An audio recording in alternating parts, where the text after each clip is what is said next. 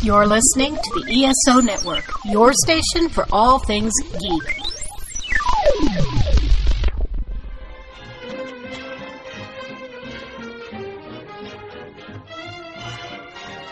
Hello, world, and welcome to Tales from Hollywoodland, a veritable feast of movies, television, Broadway, showbiz stories, and even a little bit of news and gossip with Julian Schlossberg, Arthur E. Friedman, and Stephen J. Rubin. Today, we're talking to producer, director, writer, Paul Saltzman. And now, here's Steve. Thank you, Mike. I always feel like I should come out on a stage with a drapery behind me that's all colorful, like Mr. Carson when you say that. Paul, welcome to our show. It's great to have you. I know we're going to get into a great discussion today about the Beatles in India, but I have a question first. Being a Canadian citizen and being a Canadian filmmaker, I have to ask you this. How is the Canadian film industry doing these days? Because I still think it's a haven for American filmmakers to come up there and get the tax credits, etc. And putting films together and shows up in Canada, is it a good time? Is it tough? What can you say? It's tough, and in a certain way, it's always been tough, partly because our critical mass is small. We have 35 million people, and of course, in decades past, it was 25 million and 20 million. It means there's a whole difference in level of funding available out of the American business and the Canadian business. So it's never been easy.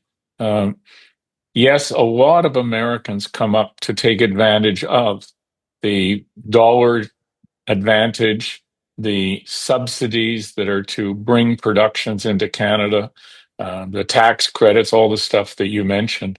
And that's a mixed blessing. It's a mixed blessing because, in a way, Canadian crews start to be paid a lot of money, which is wonderful. But then when a Canadian production wants those same people with tiny budgets, it's a little hard for some of them to say okay, because they go from a high salary per week to a low salary per week. So it's a mixed blessing. It's put a lot of money into the Canadian society, the spending of money when any business comes to town. So it's got positives and negatives. I'm interested, Paul, in knowing about your dad. It's advertised, or at least said on the web, that he was the first English-speaking weatherman in Canada, which kind of means that there was a French-speaking one ahead of him? No, it's slightly wrong and half correct. He was the first person on English-speaking TV, weatherman aside. The night that English CBC debuted, September 8, 1952, it started with a test pattern. It went to two puppets talking, and then my father walked in from stage left and was the first human and engaged with the puppets, and then led a conversation into the lineup for the day and all that. 3 days before that, as I understand it, French-Canadian CBC started. So he wasn't the first person on Canadian television, but he was the first person on Canadian English television. And this weatherman thing is not correct then. That wasn't the first thing he did. No, it wasn't the first thing he did. He was a meteorologist by training, and part of his fame came from the unique way he did the weather and his devotion to scientific knowledge. So he was talking about pollution and climate in the 50s and the 60s and the 70s and the 80s and the 90s. And he was on Canadian television for, I'm not sure, I'd have to sort of look, but 35, 40 years. He was more an interviewer and a host of shows, but also a weatherman. So, when the Americans landed on the moon, my father was one of the two anchors to anchor the show because of his scientific bent. I never heard it referred to as the Americans landed on the moon. That's interesting. But you're being Canadian, that's probably what it is. Paul, I'm aware of at least two really good movies that came out of Canada in the 1970s. One was The Apprenticeship of Betty Kravitz. You bet. And the other was a movie we were involved with. We distributed a picture called The Silent Partner that Garth Drabinsky produced and his people with Christopher Plummer. Very good movie. And a movie that did business here. And, actually underrated, though. Better film than it turned out to be. The filmmaker of Betty Kravitz, Ted Kotcheff, just passed, I think, a few weeks ago. He did, yeah. Yeah, he was I didn't know Ted. I've met Garth Drabinsky a few times, but I didn't know Ted. I think I met him once for 7 seconds. But what he did seems to glow, remarkable career. For the first Rambo movie, First Blood, he did Weekend at Bernie's, the first Weekend at Bernie's. I, of course, worked on the second one as the publicist. We all know that, since I always got assigned as PR to the sequel. And then he did a movie that I still think is the best American film, or actually any film on American football, which is North Dallas 40, which I think was a great film. Great film. Yeah. Getting back to Canada just for a second. The National Film Board of Canada has supported documentarians for many years. We're having a big issue in the States these days about whether the government will give a federal tax credit to filmmakers to keep them at home and allow them to stay in the States. Is the Canadian government still supporting filmmaking up there? Is it still a place to get some money? Yeah, sure. There's an organization called Telefilm Canada.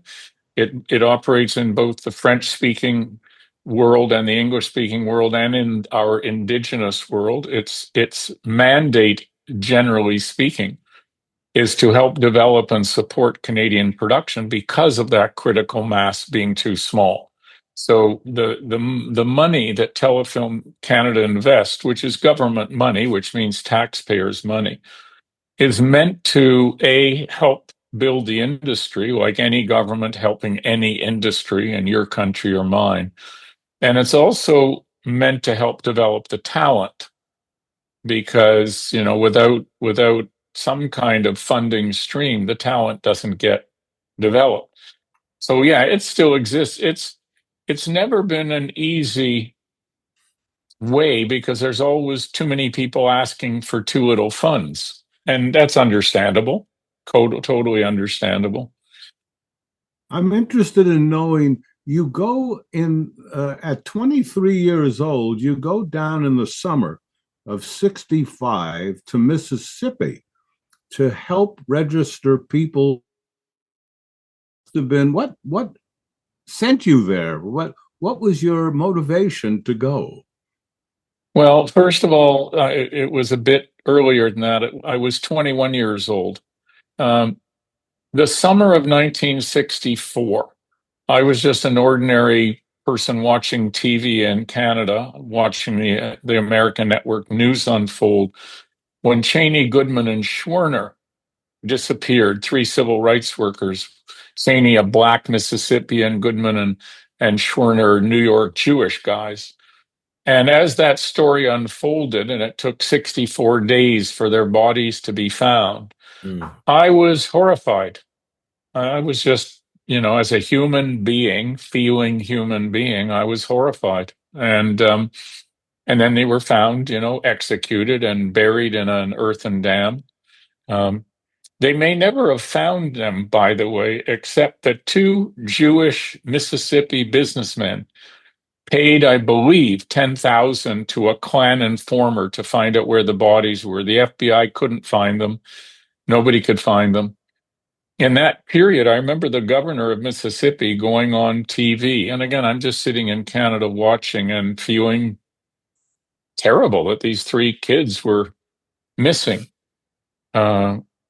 And the governor of Mississippi went on TV and he said something like this, and the words are pretty accurate. He said, those good old boys, they're probably up there in New York just laughing at us Southerners. And the chances are he knew they were already dead and buried, because the governor and the Sovereignty Commission, which was the governor's, in a sense, it's been called the governor's secret service, the Sovereignty Commission's raison d'etre was to derail the civil rights movement. So I was just horrified, and the next summer I wanted to do something. So I volunteered to go down, and I got in my Sprite sports car with the bug eyes, the 1965 Sprite, and I drove down to Washington, and I found where I could volunteer, and I did a 10-day training in a church, sleeping on a church basement floor with other volunteers that were all American, learning about the civil rights movement, learning about nonviolence and how to protect yourself and how to behave if you're attacked. And our main instructor was Stokely Carmichael. And we became kind of instant buddies. I don't know, it's like another lifetime, where a connection happens that does not make linear sense. And one day Stokely looks at my sports car on a lunch break and he says, "How fast does that go?" And I said, 83, maybe 84 miles an hour. He said, "Well, I don't know, Paul. The Klan cars, they go 110, 120. But you had an incident with a Klansman, didn't you? Yeah, I did. What happened was, I'd been brought up as a relatively social aware person, and my parents, who were atheists, however, taught me and my brother the golden rule. They didn't believe in religion per se, but they in fact believed that you shall do unto others as you want them to do unto you, which of course is a golden rule. And so one day in Greenwood, which is where I was stationed, first thing that happened when I got to Mississippi was I was arrested along with about 1,000 other people for demonstrating silently and orderly in support of what was the Mississippi Freedom Democratic Party. See, the Mississippi Democratic Party and the Mississippi Republican Party were segregated. If you were black, you couldn't join the Democrats or the Republicans. The system was very locked down. The Boy Scouts, the Girl Guides were segregated. The Howard Johnson was segregated, et cetera, the whole thing. The jails were segregated. So anyway, I spent my first 10 days in jail. And actually, there's a very interesting story about being Jewish, if you want to hear it, but I'll come back in a second. And so when I got out of jail, I was posted to Greenwood, and I was doing voter registration work. And one day I hear a sound truck going around town. White Citizens Council meeting tonight. Come one, come all. White Citizens Council meeting tonight. Come one, come all.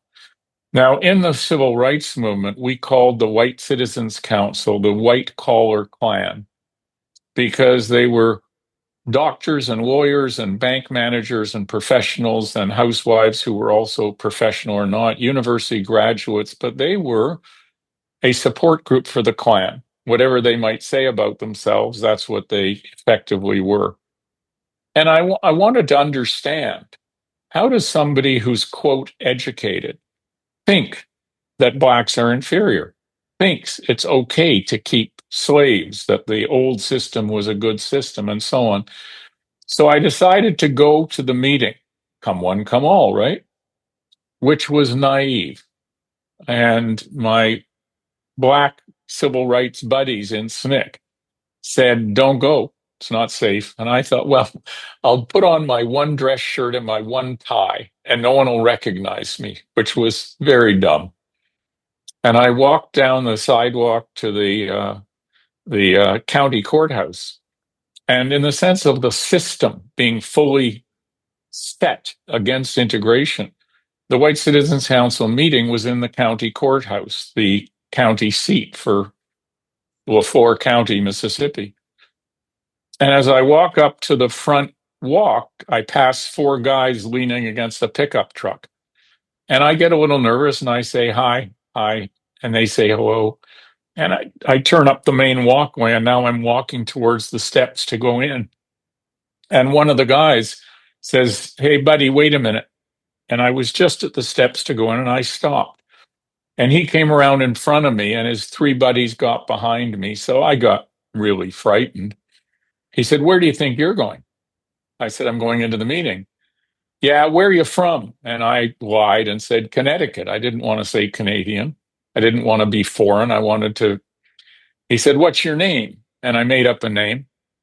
And he said, "Oh, yeah." And the next thing I saw was a blur coming to the side of my head. And he caught me with one punch in the temple. But I'm an athlete in a sense. I've played sports my whole life. And as I saw that blur, um, fight or flight kicked in.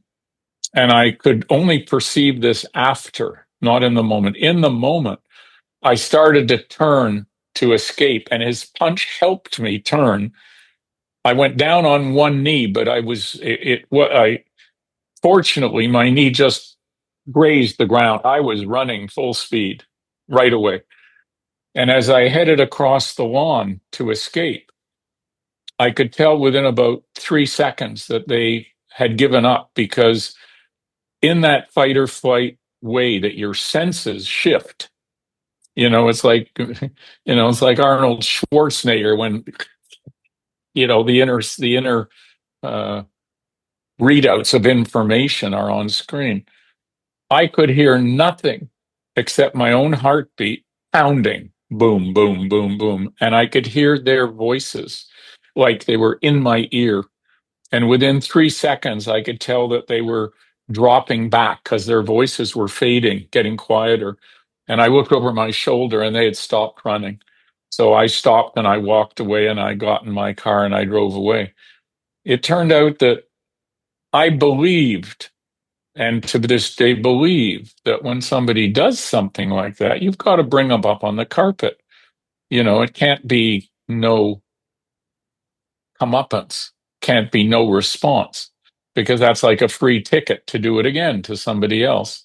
So what happened was I went to the police the next day and I put in a complaint. And again, my civil rights people in SNCC said, not good, not good to go to the police. They can't be trusted.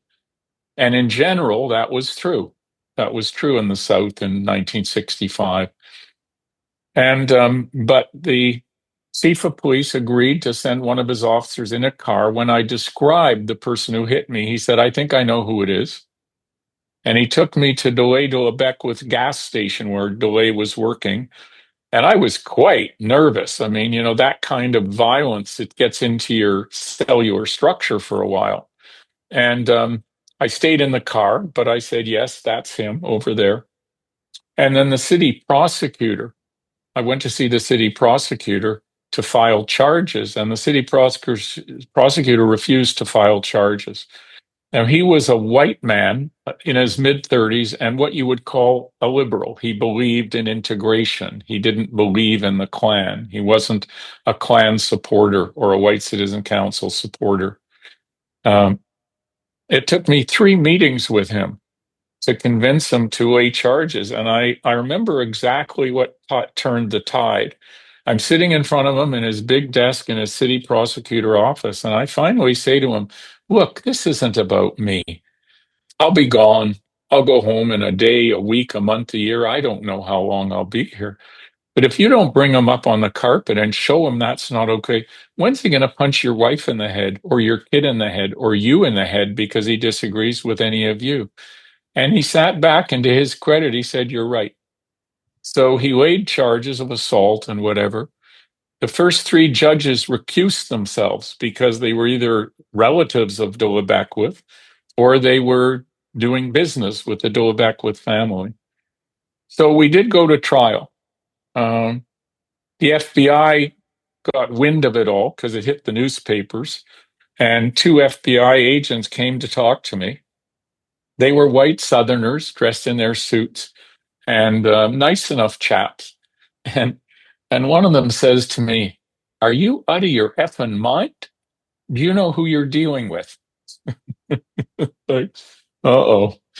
He said, in effect, he said, that the Dilla Beckwith family were clan royalty, was his words. And of course, Dilla Beckwith was 19 years old, the man who hit me, but his father was the man who assassinated Medgar Evers. His father was the one who shot Medgar in the back and got away with it for 30 years till he got nailed. And, but again, you can't not do what's right. And you can't let that kind of behavior go unanswered, because literally it's just a free ticket to do it again and again and again. What happened, So, Paul? What happened? well, the judge yelled at me in court. My lawyer, Lyndon Johnson, had created a president's kind of council of lawyers, where lawyers who wanted to volunteer in their summer holidays in the summer of 65 to help the civil rights movement could go down to Mississippi. So I had a lawyer named Clifford, and from Oregon, and he was a volunteer lawyer, and he was my lawyer in court. And DeLay, the guy who hit me, and his three buddies who had chased me, they all testified to exactly the same thing. I never existed. It never happened. They never saw me. I never walked by. My lawyer leans over and whispers in my ear, when people tell the truth, it's never this exactly the same. So the judge acquitted them, and we're all standing up to go out of court. And as I'm standing in the aisle and starting to move, Dilla Beckwith Sr., the clan royalty assassin of Medgar Evers, comes by me and gives me a shoulder in the back and says, "Out of my way." And I said, "Yes, sir." You're not going to mess with that. So that's what happened. Well, you later did a film called Prom Night in Mississippi. Was that inspired by this incident and your travels down there, or was that a different subject? It was a different subject, but it was inspired by my going back to see how things had changed. And then I did another film called The Last White Night, Is Reconciliation Possible? And that was specifically to find DeLay Dilla Beckwith, the guy who hit me, and to sit down and see if we could just be human beings with each other. And he agreed, and I filmed him 5 times over 5 years in one-to-one conversation, alone, no crew, because you bring other people in the room, it changes the dynamic. So I set up the mics and I set up the cameras and shot with 2 cameras and did those conversations. And then that film got released at Sundance in 2000. No, where did it get released? At TIFF, Toronto International Film Festival, in 2012. Prom Night in Mississippi was Sundance 2008. But they both came out of my going down in the first place. There was a reconciliation then. Yes. Now, interestingly enough, from the first time I called DeLay, I got his number. It wasn't hard to find. From the first time I called him, it was like I was his new best friend. And he refers today to me being a friend. And I was doing a screening of the film in an Atlanta high school, integrated high-end private high school, in the auditorium, 400 kids, grade 9 to grade 12. And one of the kids says to me, "So are you and DeLay friends?" And I said, well, I kind of define friend in my life in a very specific way. And this is true. I said, I have many acquaintances. I have some friends. The difference is that friends want to know how you're doing, and they remember you, and they call you up and say, "What are you up to? And do you want to get together and go for a walk or go for a wings at the pub or whatever?" I said, acquaintances are not quite the same. So I would say DeLay is an acquaintance. And one of the kids, I swear to God, calls out from the audience, and it was a girl. And she said, "I think you're friends." And then the whole audience goes, "Yeah, we think you're friends. Yeah, I think you're friends." Fascinating, right? Nice. I've always been frustrated by the fact that there are lots of relationships between an acquaintanceship and a friendship, and there's no word for it in English. And I spoke to Edna O'Brien, a wonderful writer, I was working with her, and she said, "I'll get you a word." And about 2 or 3 days later, she called and she said, "Ally, ally." I said, "No way." And I still feel that between acquaintanceships and friendship, there is an area. And anyhow, that's neither I here think I nor think I've I think I've got the answer, and it's not even taking 2 or 3 days. How about friendship light? Buddies. there. Paul, I have something for you, and that is this. Was this the first time you were down south? This Yeah. episode? All right. Yes. So Yeah. in 1959, as a teenager, I found myself for the first time coming from New York City in Houston, Texas, and all of Texas. And I became nauseated when I saw things like colored people only or white people only and all that. Just the thought of that for someone who I never saw that. And now I did. And I actually had a physical feeling of nausea going to a movie theater and seeing that there was a black section in the movie theater. It was a smoking section and a black section. It was horrible. What was that like for you when you were confronted by those little things like, white men's room, water coolers? That was actually the way I noticed it first. Was the water coolers white, and there was a fancy water cooler, and then there was a tap and a little sink colored. It wasn't the water cooler; it was the tap. And there was shock at first. It's like whoa, whoa, because then it's coming alive in visual ways right in front of you. And I guess it was a certain naivete, because even though I knew about segregation and I knew about racism, it doesn't mean I had put my face into it. So yeah, that was hard. I took pictures. I'm just saying. I actually got physically nauseous from observing that. Terrible.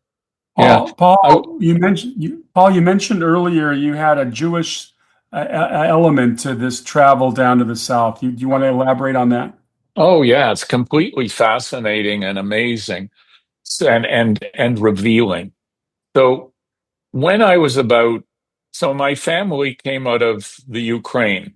My mother suffered a pogrom. She saw her father shot to death in front of her in a little village that was both Jewish and non-Jewish in southwest Ukraine. She and all the Jews of the village, well, not a big village, 20 houses, maybe 30. They were all lined up in front of a firing squad of the attackers, and the Bolsheviks arrived from the next town just in the nick of time. In fact, it's an incredible scene from a movie that I haven't made. I don't know if I'll ever make it. But the Bolsheviks were alerted by my grandmother disguising her young maid as an old woman to go to the next town. And during the night, she went to the next town, and the Bolsheviks were coming on a flatbed car with a engine and a coal car and a flatbed car. That's little train. And they hadn't arrived in the village, but some smart person thought, let's fire off our guns to scare them. And my mother was in front of a firing squad. They would have been dead within seconds, and they heard approaching fire, and the attackers fled. They caught most of the attackers. And one of the shocks was 3 of them were Jews, of the attackers. And of course, years and years later, I learned, and I was shocked by this, Arthur, in a certain way of what you just said. I learned that about 7,000 Jews fought with the Confederates in the Civil War to preserve slavery. Now, it makes sense. Jews are humans. Some of them believe this, some of them believe that. But it was a shock to me that Jews would be fighting against Lincoln and the effort to end slavery. So what I was going to say to you is, when I was 12 and 13, we lived in a semi-Jewish area. And I wasn't brought up religious at all. First time I was in a synagogue, I was 15 at a cousin's wedding. But I started to hear in some of my friends and some of my friends' families as we got to dating age, 12, 13, 14, 15, I started to hear three words that I'd never heard before: Schwarze, Shiksa, Shagets. And as you guys know, Schwarze means black, but it's used like the N word. It has that intent. And Shiksa is a non-Jewish girl, and Shagets is a non-Jewish boy, and they are insults, essentially. And I heard some of my friends and their families, not a lot, once, twice, three times, I remember saying, how can you talk that way? When we Jews have been hunted for 2,000 years, how can you talk that way about other people? What happened that I didn't realize, and this is so instructive, is I took on a bit of latent anti-Semitism and I didn't even see it. What it was I lost respect for Jews as a generalization because some Jews were doing this. Now, it's not thought. It wasn't logical thought. It was just a reaction, a response. And I didn't know. I didn't know that I had any kind of negative about Jews. It never surfaced. I never said anything. Now I'm in jail in Mississippi, and there's 16 of us in a large cell with 8 double bunks. And for 10 days, we've got nothing to do but talk to each other. Can't have books. You can't do anything. You just wait. And in talking with these 16 people, I realized or learned that 12 of us were Jews. And I swear to God, the instant that became knowledge, the old attitude surfaced. I hadn't seen it for 12 to 21, 9 years, 10 years. And in the instant I realized that 12 of us were Jews, I remembered this attitude. It sort of popped up and I thought, well, that's ridiculous. And I threw it out. Literally, I saw it and I went, that's ridiculous. And I threw it out of my psyche. But look at what it shows about implicit bias. Look at what it shows about taking on belief systems you don't even notice you're taking on by just your environment. And it's still around to this day. We all know that. For sure. Doesn't For leave. sure. Yeah. I'm interested in knowing, Paul. We all know now that we've done our study about you that you spent time in an ashram in India. But how did you get there in the first place? What was the motivation? You explained that to me regarding Mississippi. How about India? How did that happen? Well, I have a profound belief from my experience that if we follow our hearts, life is magical. Now, obviously, life is horrendous for many people. Death, dying, refugees, poverty, illness. But I find that in my life, I can say that if I follow my heart, if I listen to my heart, and there's an art to that, it takes a little bit of practice and it becomes a skill. So what happened was I was working at the National Film Board of Canada. I had worked at the Canadian Broadcasting Corporation as a researcher and an on-camera host and interviewer. When I got back from Mississippi, I was offered a couple of jobs because I had been a civil rights worker. I think people thought, well, I guess he's got something to offer. And I was offered a couple of jobs. And I then got offered a job at the National Film Board. So I'm living in a little rented room, literally across from the railroad tracks, being a low-paid researcher. And I wake up one morning and I have a shocking thought. And the thought was that there were parts of myself I didn't like. And I had never had that thought. It's interesting. I wasn't a very self-reflective kid at that point. I'm now 23. I was clearly conscious and heartful and an activist in terms of being decent with people, but I wasn't very self-reflective. So the thought of there being parts of myself I didn't like was a bit of a shock.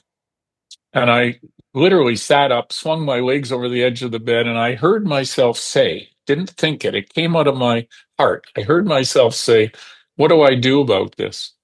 And I heard my soul talk to me for the first time in my life. Now, I didn't believe in a soul. Didn't believe in a soul. Don't believe in divine presence, right? But I heard this deep inner voice that was all loving and all calming. If you can imagine that, all loving, all calming, that's a remarkable feeling. And this inner voice, and it's not my voice, and I'm hearing it inside. I'm not hearing it in the room. I'm hearing it in my head. And this inner voice says, well, Paul, if you really want to look at yourself more carefully, you might want to get away from the environment you grew up in. And I say out loud in this odd conversation without thinking, and this is the key. It was in the flow of the moment of realness. It wasn't a thought process. I said out loud, where do I go in this odd conversation? And that inner voice said, India. And that was the end of the conversation. Now, I had no knowledge of India, no interest in India, mysticism, meditating, none of that. In fact, in 1967, this was late 67, the word mindfulness wasn't even in the language that I know of. The word meditation was rare. The word yoga was rare. These were not common words in culture anywhere, maybe in India, of course. So I went up, and I think you guys being in the business will enjoy this. I knew that a director was going to make a documentary in India. I was actually at the film board to work on dramas as an assistant director and a production manager. But I knew this director was going to do a documentary in India, and I went up to him in the lunchroom, and I said, "I'd like to work on your film because I didn't have money to get to India, but I now had this inner instruction that if I really want to get to know myself better, go to India." So he said to me, I'm not taking anyone from here. I'm hiring a DP in London, and I'm hiring a local sound man in Bombay. And then there was silence. And as we know, silence is golden in many ways, because in that silence, we didn't know what to say to each other. And he said, have you ever done sound? And lying through my teeth, I said, without a hesitation, absolutely. And he said, well, if you get yourself to India, I'll pay you the same as I was going to pay the Indian sound man. I said, how much is that? He said, $500. I put out my hand. We shook hands. I said, deal. I went to the phone. I called the airlines and I said, how much is a return excursion ticket to India? It was $550. So I had my airfare. And then I called up a friend who was one of the top sound engineers in Toronto, and I said, can you teach me sound? And he said, sure, come on over. And he gave me a 2 or 3 hour lesson on the Nagra and microphones. And, you know, in those years, there was not wireless sync. It was a cable, and you had to give a hand clap and, you know, as a slate and so on. And I left for India. What happened was that I was very much in love with my girlfriend, Trisha. And she was very much in love with me. We were really tight. She didn't want me to go. I don't even remember if I knew how to tell her what was happening, but I had to go. And she cried a lot, and I cried a lot. We both were in tears a lot, but I left. Got to Mumbai. I worked on the film doing sound for 6 weeks. I get to Delhi, and I get my first letter from Trisha, and I open it. I'm very excited. And I open it, and the first line is, Dear Paul, I've moved in with Henry. And then it continues. I don't remember the rest. That's all you needed to know. That's all I needed to know. And it was, you know, I've had some heartbreaks, and I bet you would you say each of you have had some heartbreaks? Oh, sure. Instead of you got a Dear Paul letter instead of a Dear John letter. Exactly. And I was devastated. I was shattered. It was excruciating. And somebody I knew for 3 days said to me, why don't you try meditation for the heartbreak? And I said, I'll try anything. And he said, I'm going to hear the Maharishi speak at New Delhi University tonight. You want to come? I said, yes. So we went to New Delhi University. We got lost. We arrived late. We squeezed in the back of an auditorium with about 300-400 people, no seats, pressed up against the back. I took poetic license in my film Meeting the Beatles in India because that scene is shown in graphic novel style, and I am sitting in a seat. That was a little poetic license. And I only remember one thing the Maharishi said, and obviously it's what I needed to hear. He said, and these are his exact words, he said, meditation takes you beneath and below your daily worries and concerns to a place of inner rejuvenation from which you come back renewed and refreshed. I thought, that's what I need. That's what I need. And in the other ways that magic happens when we follow our heart, I didn't go up to anyone from his group afterwards to say I would like to learn meditation. I found out that he had an ashram in Rishikesh, about 4 hours train ride north and east. I got a train ticket the next morning and I went to Rishikesh. I didn't know where his ashram was. I didn't know anything. And I was in agony. And I asked the cab driver, and he took me to the edge of the Ganges River and dropped me. And I took a boat across because I said, you know where the Maharishi's ashram is? And he said, Maharishi ashram that way. And he pointed across the river. I took a boat for 5 rupees. I asked the boatman, do you know where the Maharishi's ashram is? And in broken English, he said, Maharishi ashram that way. And he pointed downriver. And to make this story short, I found the ashram. I said, I've come to learn meditation. The gate was locked. They called someone to the gate who spoke English. He said, I'm sorry the ashram's closed because the Beatles and their wives are here. And we're doing a course for TM teachers. I was a fan. I'd heard them live in Toronto in '64. One of their songs had already changed my life. A couple of their songs had already been life-changing for me. But it wasn't good news they were there, and I had to wait. Well, I said, can I wait? And the young man I was talking to turned out to be my angel, my angel. He said, oh, he was a little taken aback. And he said, he pointed across the path to a tree on the other side of the path. And we're in a forested area. The ashram's in a national forest. And he says, there's 2 army tents there, you know, the kind that are on platforms and they can seat 6 or 8 people. He said the first tent is used by the tailor who comes up from the town below to make made-for-measure clothes for whoever wants. The second tent is empty. You're welcome to sleep there, and we'll send you our simple vegetarian meals. So this man was my angel. I had a sleeping bag. I waited for 8 days because that's what it took. And it wasn't to meet the Beatles. That was not good news. They were there. I was in agony, and I literally had no idea what else to do. So I waited. And finally, after 8 days, this man, Raghavendra was his name, he was number 3 in the ashram. He was in charge of admin. And he came out every day to talk to me. And he knew very fast that I was in agony and I wasn't there to meet the Beatles. And it took 8 days before the Maharishi gave permission. I learned later that there was a little bit of a debate among the people who ran the ashram with the Maharishi about what do we do about this Canadian guy who won't go away. And on those 8 days, by the way, the world's press arrived every day, 20, 30 press people, because it was one of the biggest stories on the planet. What were the Beatles doing in India? What were they doing in an ashram? What's an ashram, right? So they would come every day and they would want to get in and take pictures, but sorry, the ashram's closed. So the Maharishi would come out every afternoon and give a press conference, and they could get their sound bites or their 16 millimeter film footage and their still pictures. And finally, on the 8th morning, Raghavendra comes out and says, okay, it's time to come in. And he takes me into a small meditation room, just a white futon on the floor, some flowers, some rice, a little puja, like a little ceremony tray, one window. And he gives me a mantra. You know, with me, it was a single word. A mantra is a Sanskrit word or words, which are a key.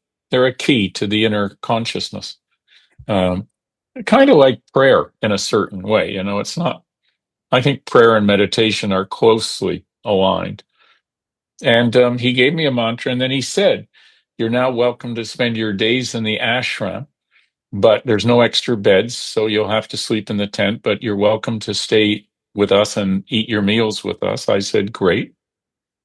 And I started to meditate. He said, try it. And I tried it for a couple minutes, closed my eyes, said my mantra internally. You say it and you let it fade out, and then you replace it by repeating it. So it takes you down and down and in and in. And he said, "What are you experiencing?" I said, "My knees are hurting. I had never sat cross-legged in my life. And that hurts when you start to do that. The muscles are all tight." And I said, "I'm being distracted by the dog barking outside." And he said, "That's okay. If you find you're distracted, just don't wrestle with it or you're out of the meditation. If you find you're distracted, just gently choose to go back to the meditation." So he left me alone and I did a 30-minute meditation, and it was an absolute miracle, a miracle. It's called transcendental meditation, and there's many forms, and they're all terrific, I would say, probably. But I transcended twice, meaning transcending normal consciousness. So 30 minutes later, I come out of the meditation, I get up, I walk out into the sun, and I'm stoned. I'm high. I'm in an altered state. I'm buzzed. And George Harrison, when we were sitting alone one day talking, he said to me, "I get higher meditating than I ever did on drugs." And I knew what he meant because I just experienced it. So that's what took me there, in answer to your question, Julian. Well, Tell us, go tell ahead, us Steve. I was just going to say, even though you didn't go there to meet the Beatles, you obviously spent some time with the Beatles. What were they like in a more ultimately relaxed situation as being in the ashram? I guess, how would you characterize them as your connection there? The four of them were remarkably down to earth. Not one of them showed ego in the sense of "I'm a Beatle and you're not."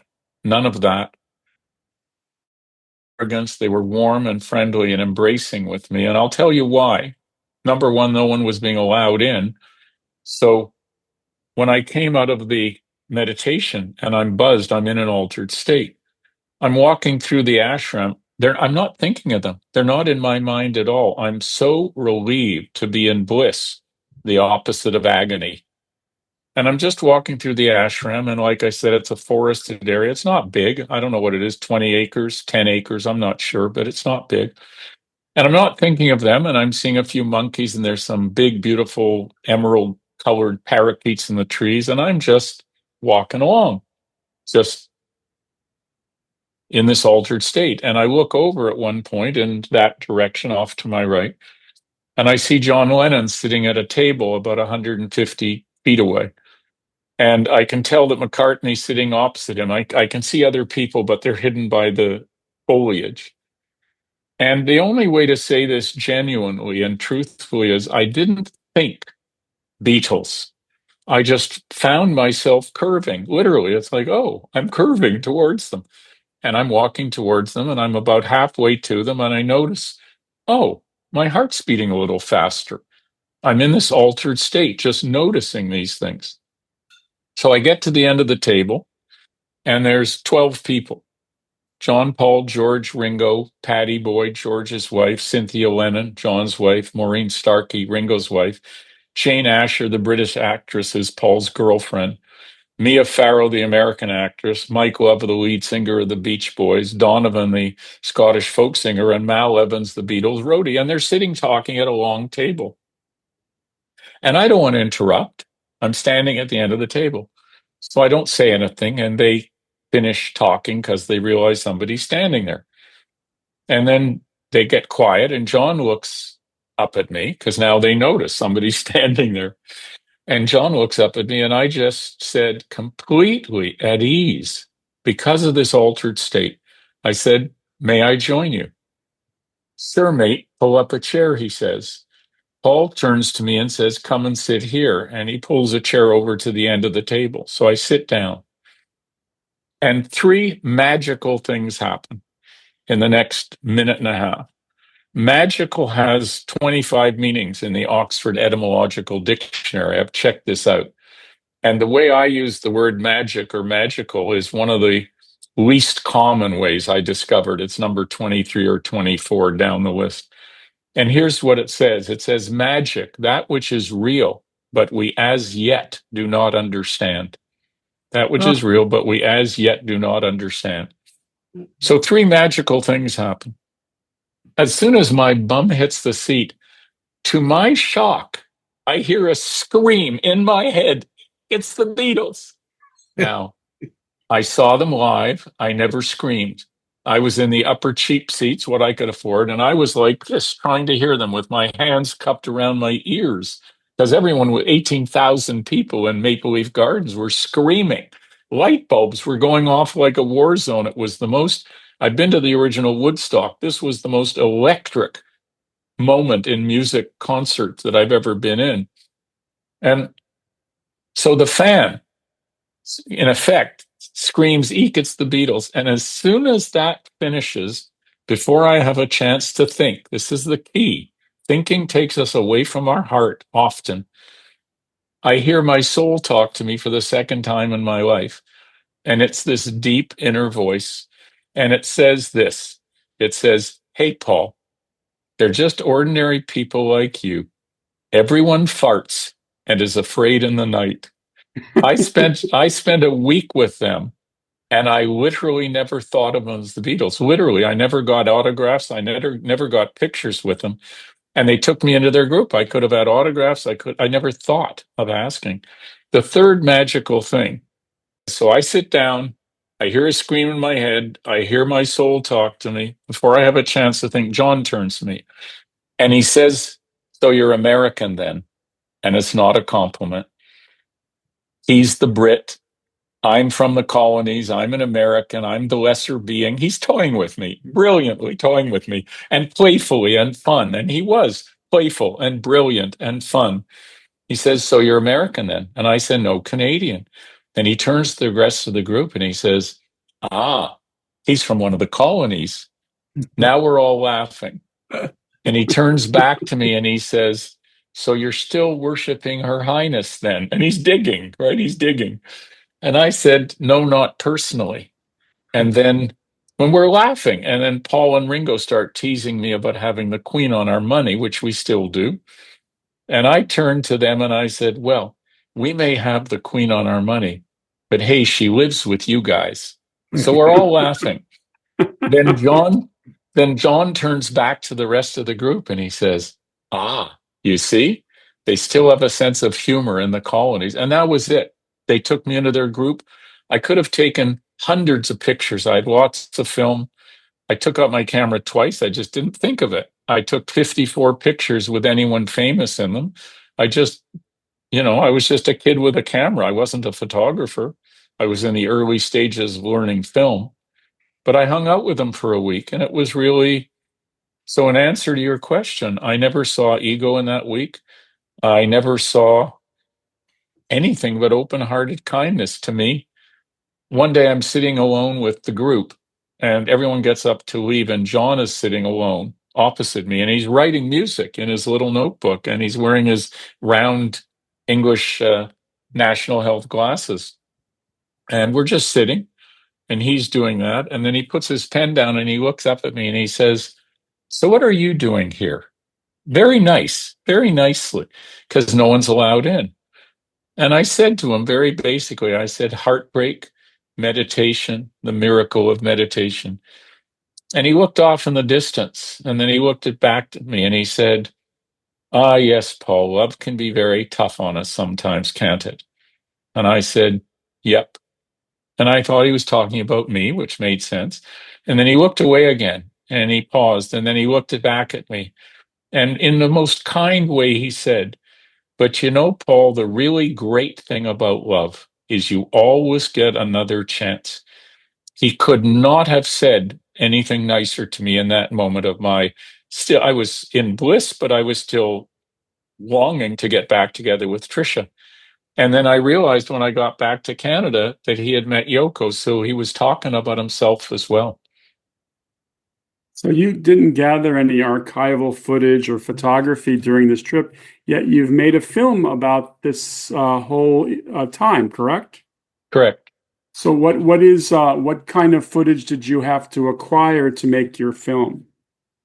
Well, first of all, I'd been wanting to make the film for about 15 years. And for about 15 years, I would talk to Apple, the Beatles company.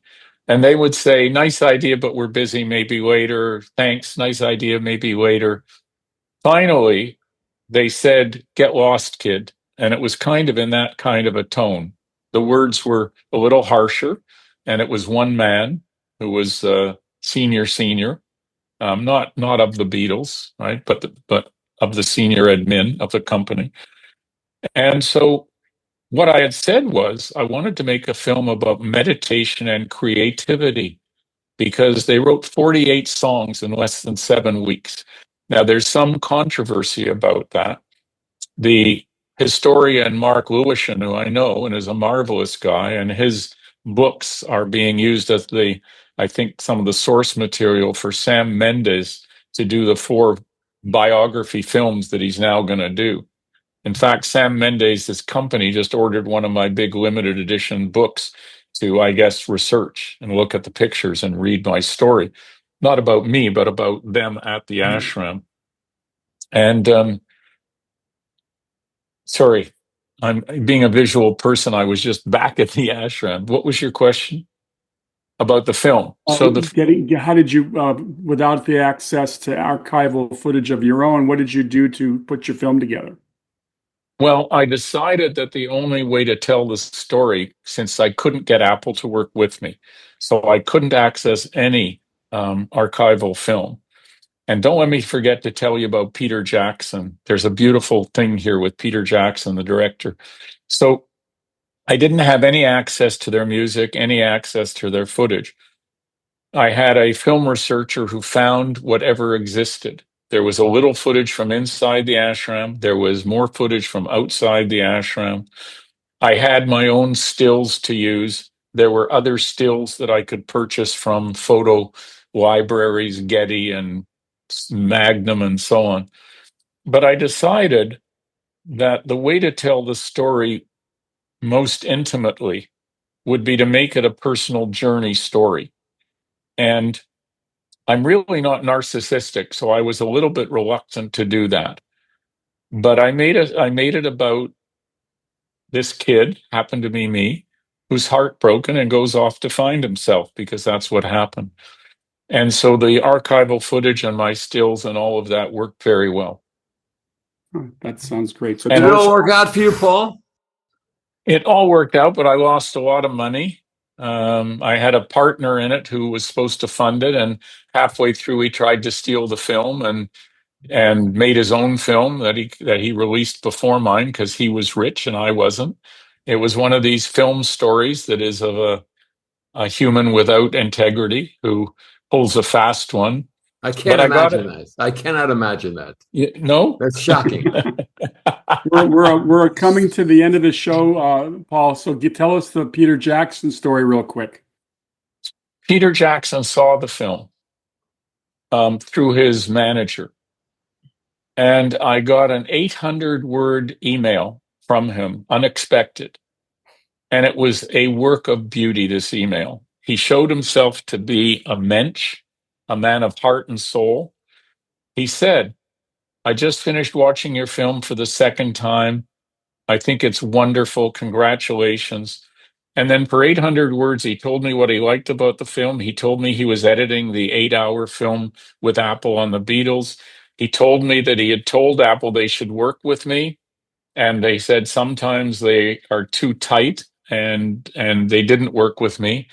He said, I know all the stuff that exists that could have helped you, but it's too bad. But your film is beautiful. I'm down in New Zealand. It's Sunday. I'm going back in the editing room for about 3 or 4 hours.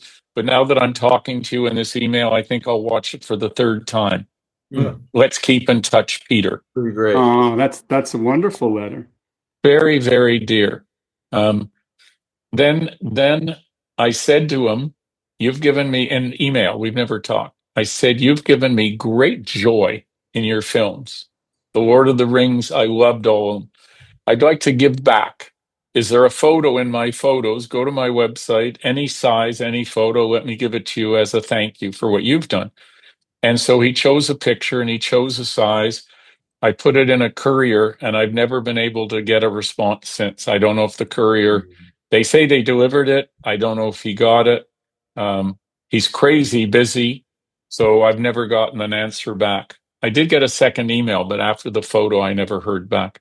Paul, one last fast question, please. How long after your encounter in the ashram with the Beatles did they split up? A year and a half, maybe 2 maximum. Have you had any contact with them since? 2 things happened. When I was leaving, and I literally said goodbye, started to walk away from the table we would hang in, John said to me, "Hey, Paul, will you send us some of your pictures?" So I turned around and I walked back 5 steps to the table. Jane Asher said, "Here, take my home number. If you call Apple, you'll never get through to them." So I took her home number. 6 months later, I was working on the first IMAX film, and we were setting up to do some shooting in London. And I was the production manager and the second unit director. I printed up one black and white film poster size portrait of each of them. I couldn't do color. I didn't have the money. A color was so expensive to print that large back then.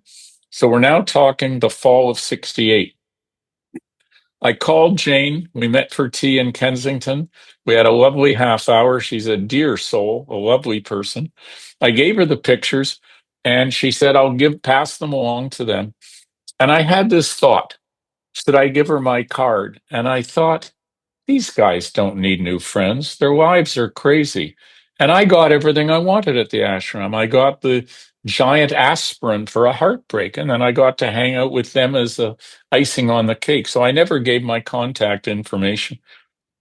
Years later, 20 years later, 2008, my phone rings at home. A young woman says, "Is this Paul Saltzman?" "Yes." "Is this the Paul Saltzman that was in Rishikesh?" "Yes." "Who is this?" And it was his woman who was in charge of his archives for video and stills. Paul is doing a benefit concert for the David Litch Foundation at the Radio City Music Hall. It'll be the first time he's playing on stage with Ringo since the breakup. Donovan, Eddie Vedder, I think it was Sheryl Crow, I'm not sure, will be singing. Paul asked me to phone you. So I did have that little brain whisper that said, why didn't he call me? But I didn't mind, right? I really didn't mind. And he said he'd like to use your slides to create a slideshow to project on the back of the stage, about 20 feet high and about 60 to 80 feet across, for the second last song he's going to sing called Cosmically Conscious. Would it be okay to use your photos? Yes. How much will that be? And here's what happened. I said, nothing, gratis. I wouldn't have these pictures if it wasn't for their generosity. And then there was silence. Silence. I'm not joking. Silence, silence, silence, silence. I said, why does that surprise you? Because she wasn't speaking. She said, this has never happened before. I said, what do you mean? She said, when people hear it's Paul McCartney, they want lots of money. I said, well, it's free because of what I said. I wouldn't have them without their generosity. But on one condition. She said, what's that? I said, you give me a high-resolution copy of the slideshow for my archives at the University of Toronto, who have collected my archives. And we signed a one-page agreement. She offered me tickets to the Radio City Music Hall. And I had a booking, and I couldn't go. And I believe when you have a booking, you don't take a different person home from the dance, you know? Yes. So I didn't go. But you can go online and you can punch in Cosmically Conscious Radio City Music Hall McCartney, and you'll see in the backdrop these huge blow-ups of my pictures. Great story. What a great story. Thank you. Yeah. If you've got another minute, I'll tell you the one where I got a call from Ringo's people. Go ahead. So I get a call, same thing, woman, is this Paul Saltzman? Rishikesh, yes. Ringo Starr asked me to call you. I think, why didn't he call me? And she said he's being inducted into the Grammy Hall of Fame as the first drummer solo, not as part of a group, as a drummer solo. And they're going to be doing a display for the Grammy Museum. He'd like to use some of your pictures. Would that be okay? Sure. How much is that? Free, gratis? Are you sure? Yes. But on one condition. She said, what's that? I said, you give me 2 tickets for me and my sweetheart to come down and attend. So I got 2 tickets. We're in the auditorium. It's this fabulous night. Then there's a reception afterwards in the area where my pictures and other things are. It's so crowded, you cannot move. I'm not joking. So I'm holding my sweetheart Annie's hand and I'm moving between people. Excuse me, excuse me, excuse me, excuse me, at a snail's pace. Finally, we get to Ringo, who's in the middle of the room. And he looks up at me and I say, "Hi, Ringo, Paul Saltzman, the Rishikesh photos." And I shake hands. Now, I don't expect people to remember me. I don't. Their lives are crazy. I did meet Paul again, by the way, and I can tell you about that. But so I said to Ringo, and he was blank, no recognition. I didn't mind. It was okay. But then I said, "This is my sweetheart, Annie." And he steps up and he gives Annie a big hug. Made her day, made her week, made her month. I was happy. We were both happy. And that was that experience. When I asked Ringo through his people and Paul through his people for an interview for my books and for an interview for the film, forget it. Forget it. You know, and that's true of famous people. When they want something, they want something. When you want something, good luck. Partly because you can barely get to them because that's necessary to protect them from crazies, right? But no, I couldn't get them to talk to me. I hope you got the high resolution shots from Ringo too, at least. I've got the pictures I took at the ashram, including of Ringo, and they're beautiful pictures. And to answer the question earlier, Steve, I did 13 graphic novel illustration scenes to tell pieces of the story which I had no footage and no stills for. And that was a godsend. And it was a thrill because I could tell pieces of stories that are my favorite stories that we haven't had time to share here, but I could tell them in the film and graphic novel style. And of the 13, I think 11 made the final cut. 2 or 3 of them are in the DVD, the Blu-ray extras that I've put out with Blu-ray extras for scenes that I couldn't get in the film. But so, yeah, so it was lovely. And I get asked to show the film. I lost money on it. You know, making documentaries is a pretty risky business. Sure. Making films, you guys know, Paul, making film. well, Paul, you are a terrific raconteur. You've told us some great stories today and riveting. We didn't even have to say much because you piloted through our talk very nicely. We're going to turn this over to our own maestro, Mike Faber. He's our producer and host. And we hope to talk to you again, please, because of your projects. Are you working on something new that might be coming out soon? Not that's coming out soon. I have 4 feature scripts that I would love to produce. They're all true stories which lift my heart and soul. I'm still struggling to find money.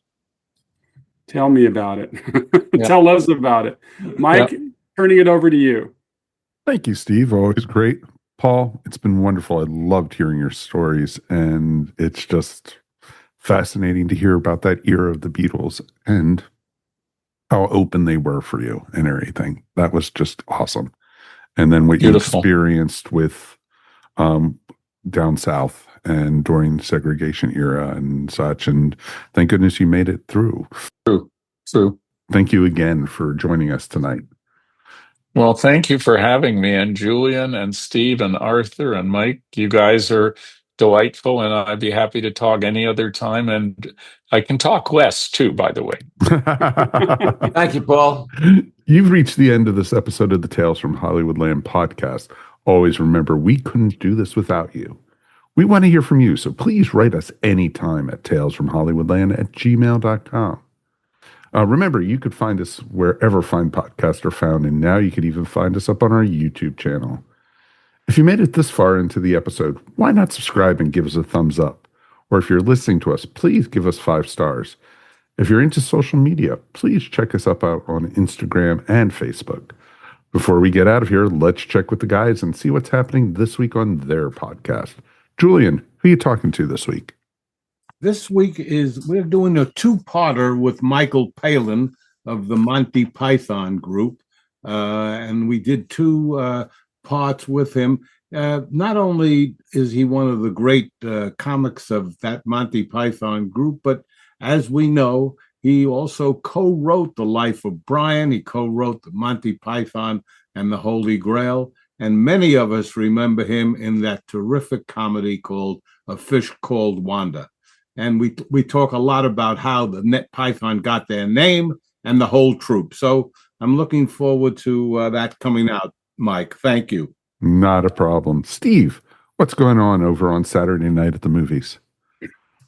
We're continuing our discussion with Bob Hertzberg, the author, filmmaker, film historian, all about films about the Mexican revolutions of the 19th and 20th century, focusing on films like The Wild Bunch, The Professionals, Juarez, and a lot of films of those eras. There's quite a few, and we cover them, and he gives us some interesting insight into them. Viva Zapata! That's Viva awesome. Zapata, Marlon Brando. Absolutely, Julian. That is awesome. Arthur, we got a big show coming up for our next one. We have a great show coming up. We're going to be interviewing Eddie Muller, who is perfect for what he does on film noir on TCM. He is perfect. I can't wait to speak with him because so many of my favorite films, and I think ours, are of the film noir genre. But Eddie Muller is a classic, and we're going to be talking to him. So there you go. That is awesome. On behalf of Steve, Arthur, and Julian, thanks again for listening. This is your producer and announcer, Mike Faber, and we'll see you here next time on Tales from Hollywoodland. Your Hollywood adventure starts right here.